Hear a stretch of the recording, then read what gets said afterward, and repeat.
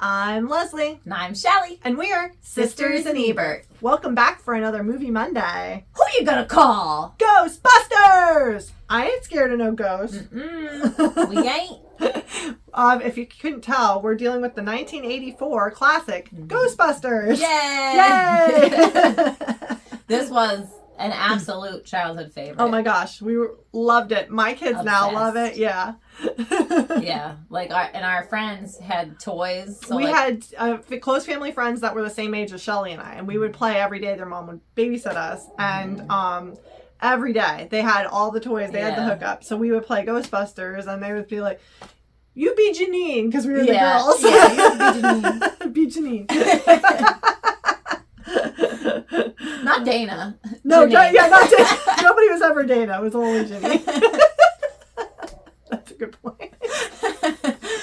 We're secretaries at best. That's right, at best.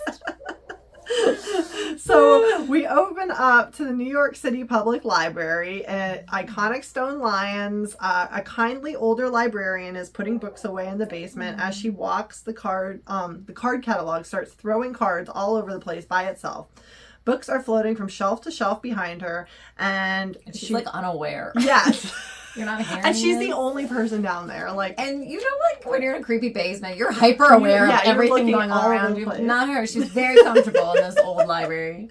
She runs through the basement, or through the shelf behind her. Runs through the basement. Her face illuminates.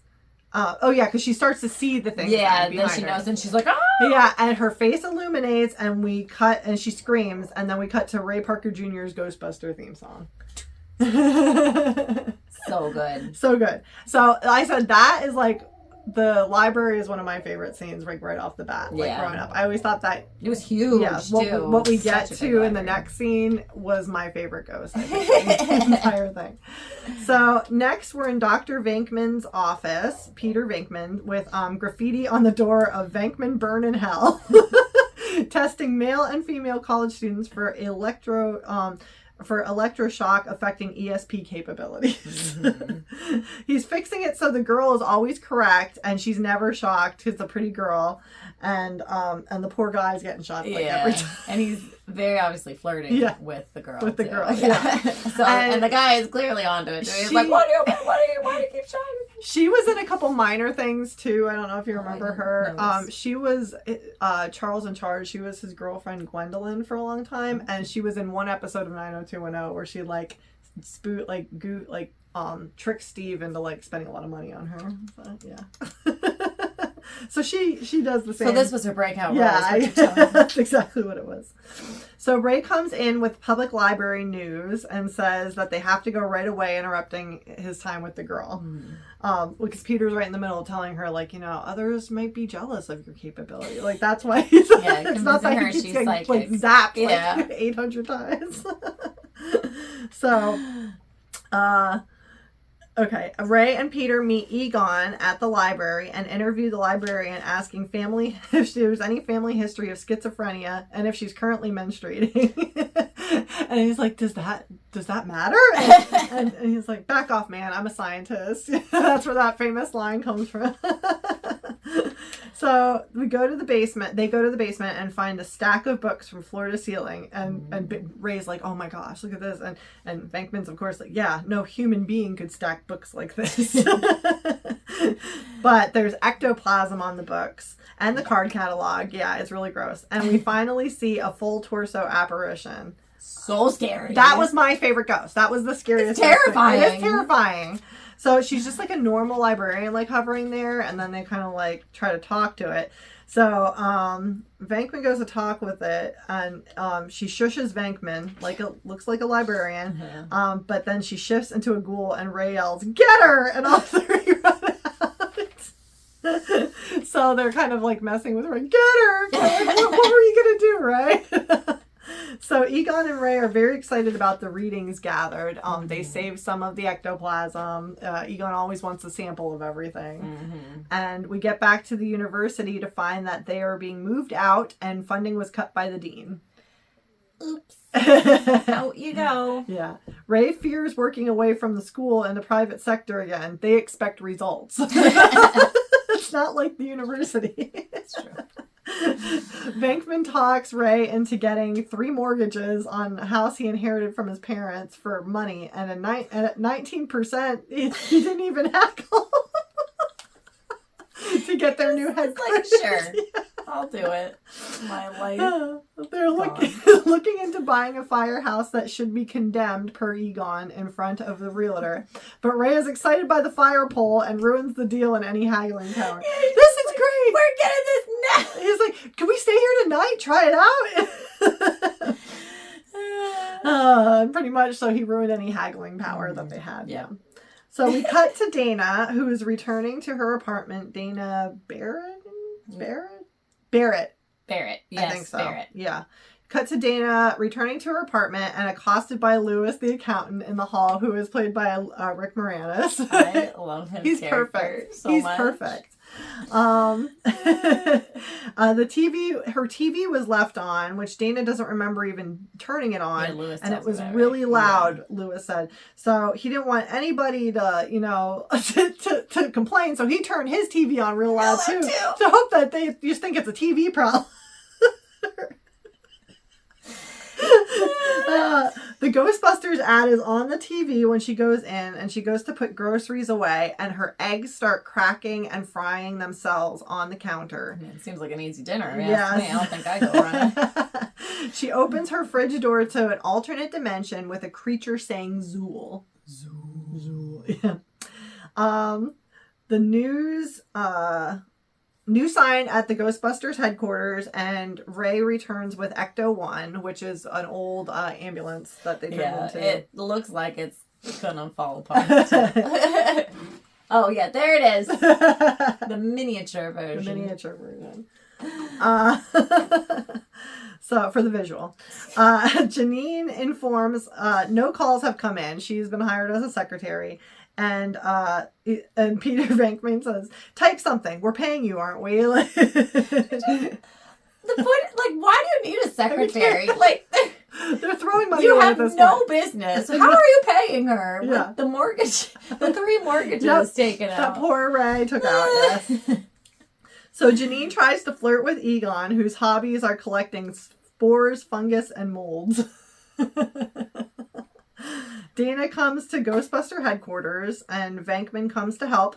Egon ensures that she's telling the truth and extensively tests Dana as she's sitting there trying to explain to them what happened at her apartment. Egon and Ray will research it. Venkman and Dana will go to see the apartment. And Venkman is not like a scientist, but more like a game show host. And I said, this is my life philosophy, too. He's so funny. Just the wit. I love Bill Murray. Bill Murray is a freaking gem. I love him.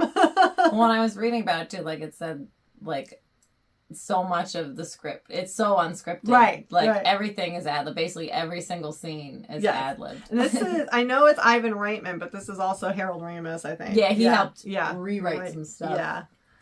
Venkman hits on Dana, and she turns him down after nothing is found in the refrigerator. Mm-hmm.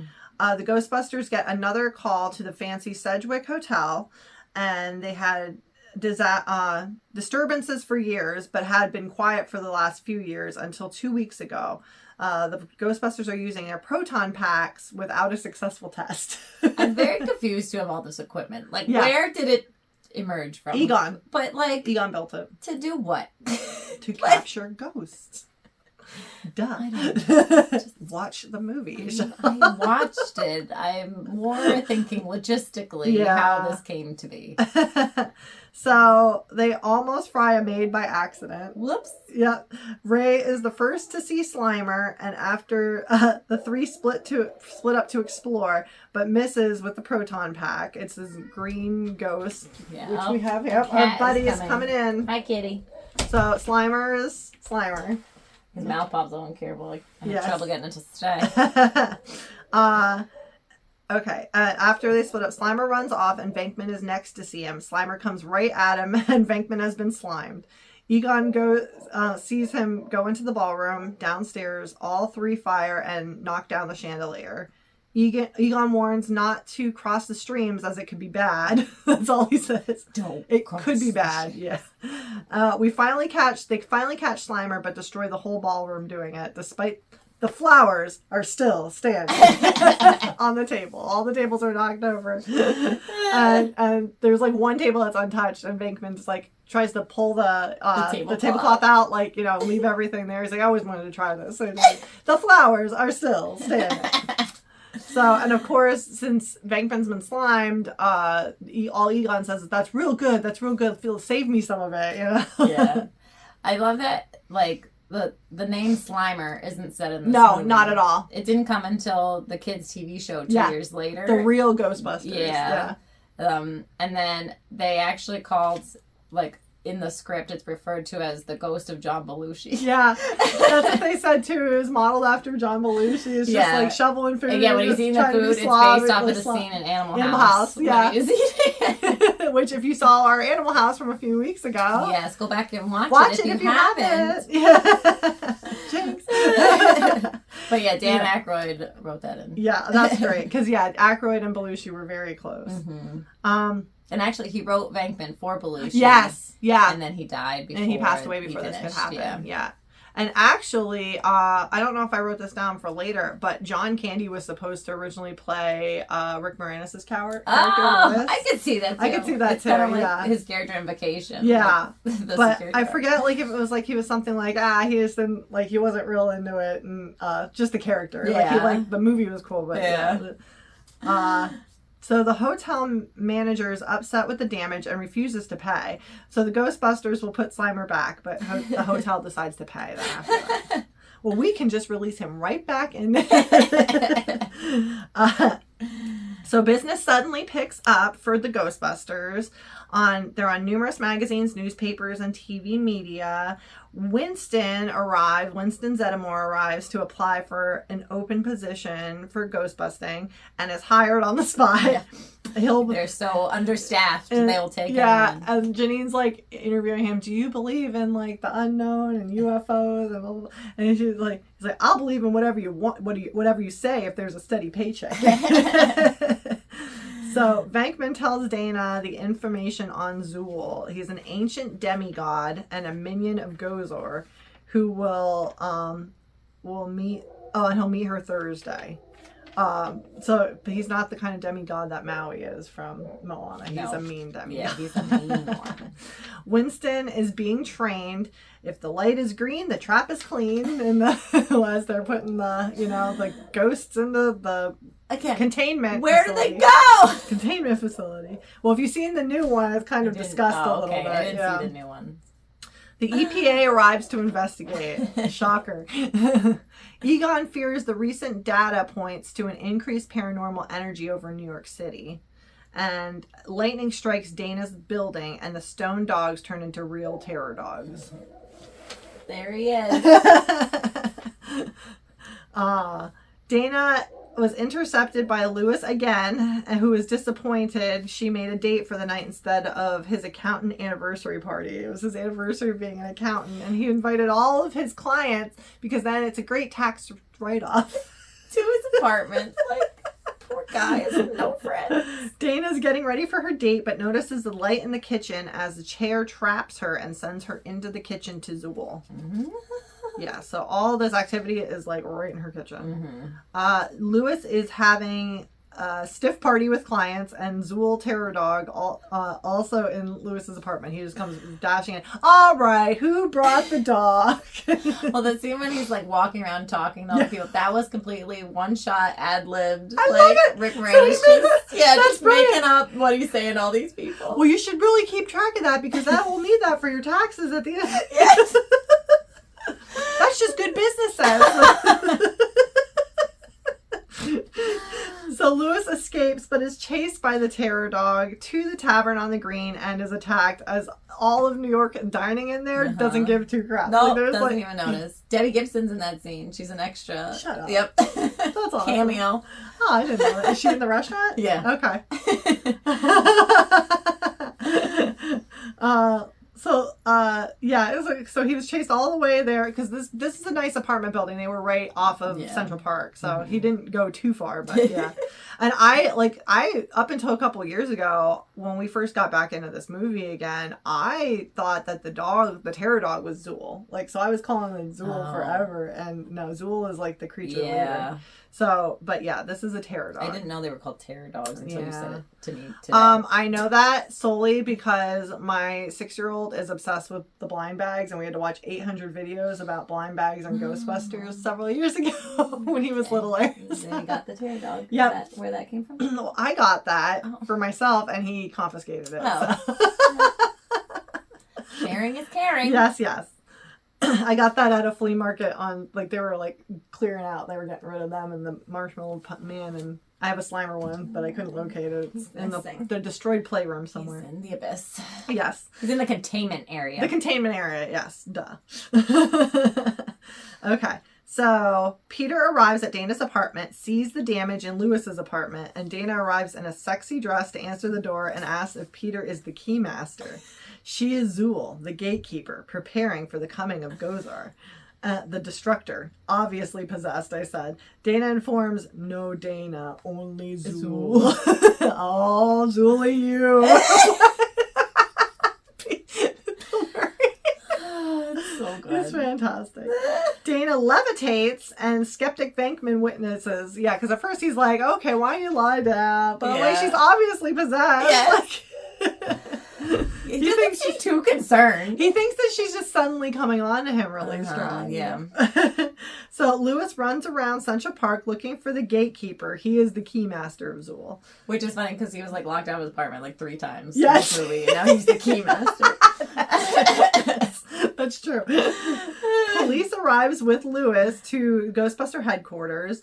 Egon performs testing, and Janine continues to flirt with Egon. Venkman calls Egon that Dana is the gatekeeper, and Egon says Lewis is the keymaster who they've located with. That's who. Yeah, the police. Yeah, the police brought in. And we really got to get these two together.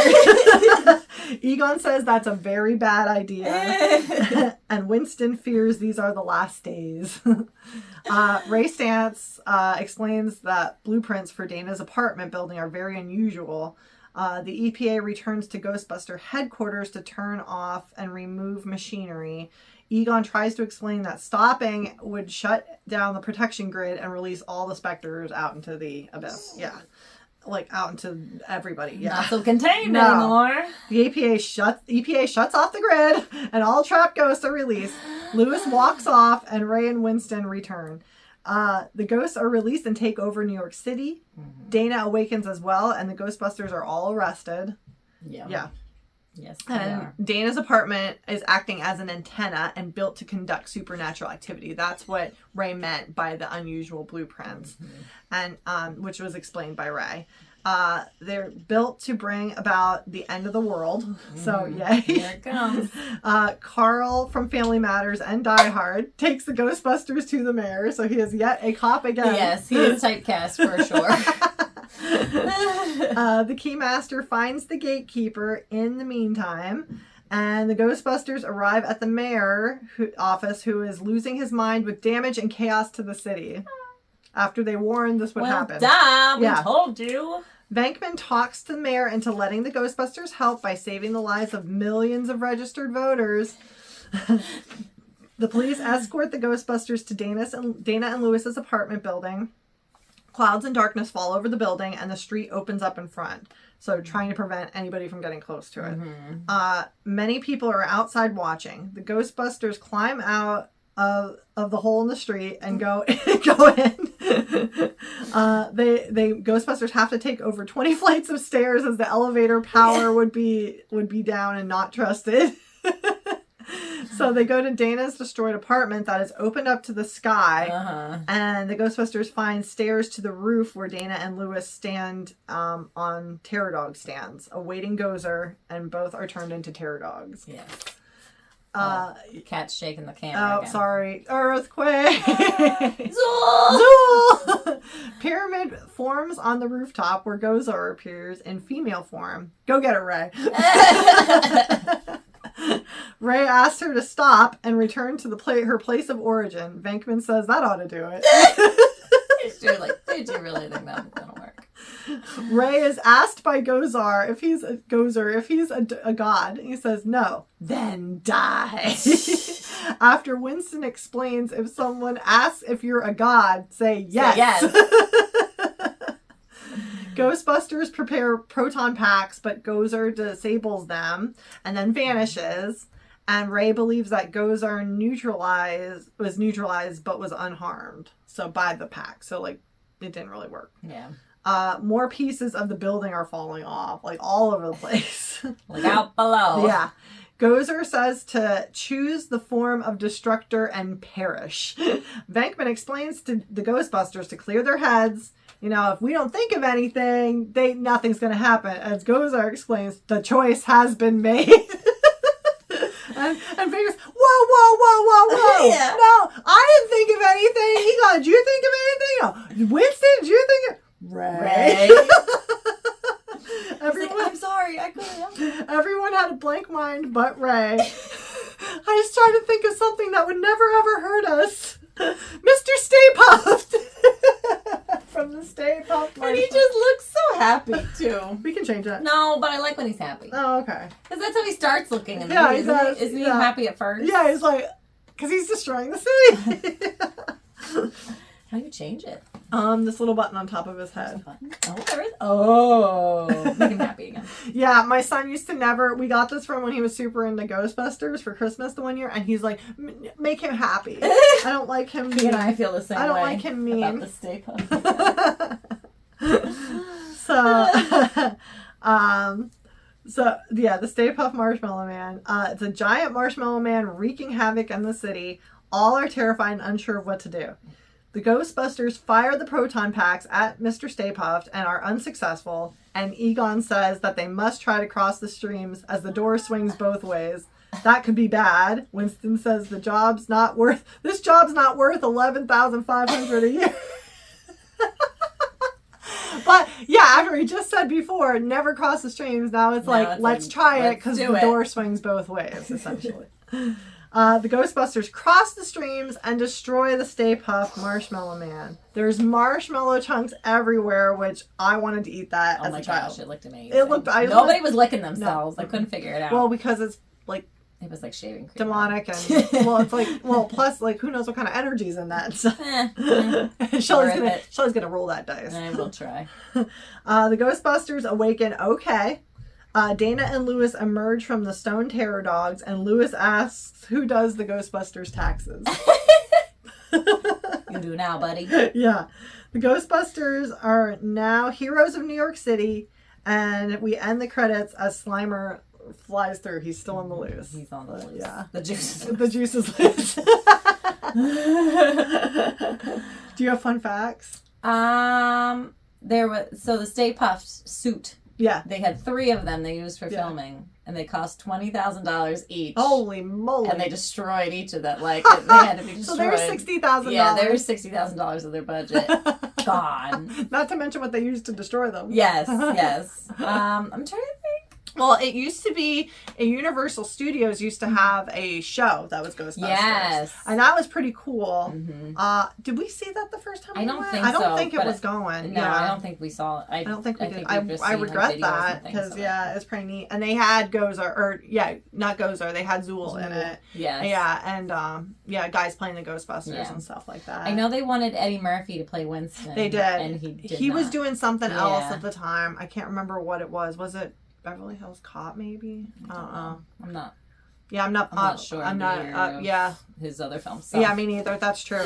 But yeah, they wanted him and they couldn't get him. Yeah. And then, like I said, one of the people considered for Lewis was John Candy. Yeah. But he just felt that he was too imposing of like a stature. Like they wanted like a squirmy little meat guy. Yeah. Like he said, he felt he was like too big to be like truly like what they were looking for. Mm-hmm. So he kind of stepped away. Like Harold Ramis wasn't supposed to play Egon, but he thought he was the only one that would fit the character. He's perfect. I know. Egon. I thought he wrote that for himself. No, he didn't write it for himself. It was there, and then he decided to play it because he was like, I'm the only one that really knows how to do it. And he purposely did not smile through the whole movie. He does in the second one, but in the first one, he purposely does not smile. And in the second one, it's just like a little... It's like smirks more yeah, than it's not anything. even like a smile. It's like a little... But like the whole time, like Janine's flirting with him, he's just deadpan face. Yeah, exactly. But go ahead. No, I was just gonna say I don't know that I have any other fun facts. I'm trying to go through my Rolodex here. There's a lot of fun things about this movie, though. I loved it. I think it's like a cult classic now. Oh my like gosh, everybody it's loves so it. fun. Yeah, and it's just.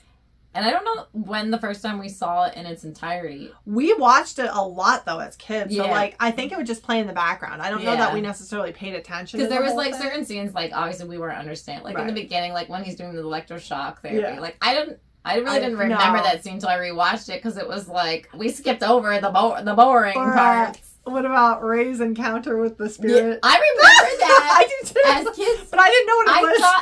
I was not understanding what was happening to him. I thought it was just like taking off his pants. I was like, why is that ghost doing that? That's so silly. Yeah, and I know like it was like supposed to be like an adult oriented film, but then so many kids liked it, so for the second movie then they had to like tone it down to make it more kid friendly. And they made like the cartoon. Yeah, I remember the TV cartoon show. being on in the afternoons and stuff too. Yeah. Although those guys look nothing like the Ghostbusters. Right. Well, I know this is kind of second movie trivia, but they like changed Janine's appearance to better fit the cartoon. Because that's what everybody knew and loved. But she's really not in the first one a whole lot. She's in like for like 2 or 3 scenes. Yeah. The second one she has a bigger role. Yeah. No. And she's Annie Potts. Miss Bo Peep from Toy Story. For years I didn't realize it, and I'm like, her voice sounds so familiar. Because she was a childhood staple. Yeah. Well, I'm going to go ahead and take a liberty here. I'm going to dedicate this review to My Baby in the NICU, McLean, because his whole nursing staff, when he got in there, what actually happened, I was on a ghost tour when I fell. And in Gettysburg, Pennsylvania. So they were saying the ghost pushed me, and that's what caused me to go get checked out, for those who have been following our story. If not, it's a little bit more explained in our New Kids on the Block Spectacular. But so they said that a ghost pushed me, and so originally they were going to put like a ghost on his little like name like card on his bed. And the nurse decided instead that he ain't afraid of no ghosts. So they made the Ghostbusters. So he's got Ecto-1 and the Ghostbusters emblem on it. so this one's for McLean. So McLean is going to be our ghost guy. Yeah. So for his 1-month birthday, we wore Ghostbusters stuff. So it's one of his. When he's bigger, he can wear a Slimer outfit. My children were both the Slimer. The puzzle again. It's a puzzle that makes barnyard noises in the background. My son was originally the Slimer when he was 2, and then my daughter wore it when she was like 1.5, and then he was the Marshmallow Man later on. So he's been both. So we got some Ghostbusters childhood costumes for him to choose from. So from. I love that like the next generation though is all equally into it, because like I think it's super cool. It carries through the generations. And the song, I mean, you hear it every Halloween. Ray Parker Jr. It's classic. That's a fun fact. He was having trouble writing it. He didn't know what to say. It took him like 2 days, and he's like, I got nothing. And he was up at like 4:30 in the morning, saw like a drain company commercial, like that was like, who are you gonna call at 4 in the morning when your drain is clogged? I love it. And so he was like, okay, there we go. And I think his son, some child, I think it was a son, yelled out like Ghostbusters at one point, and so that gave him like the call and response. I love it. Yes. See, that's a fun fact. I love that part in the movie too, where their commercials on, and things are going bad, and who are you gonna call? I just love the poor acting of them in the commercial. Oh no! That's like what every like little home commercial is, like your local channels. Yeah, exactly. Oh, it is. It's great. It was like a local, like a local public access commercial. But I love this movie. We don't have this subject to any rating scales because this is when we watched on our own, our own desire. Years and years. So all the thumbs, way up, so good. Gosh. And I'll watch it to this day. We saw the one last year that came out. I've seen all the sequels, and I love them. So yeah. But we thank you for joining us for another Monday movie as we enter our spooky season here. Again, after our last week's one. Yes. But please, if below in our description of this video is all of our social media links for at Sisters and Ebert at Instagram and Facebook. Please like, follow, subscribe, all the stuff. And we really appreciate you watching, and we'll see you at the movies.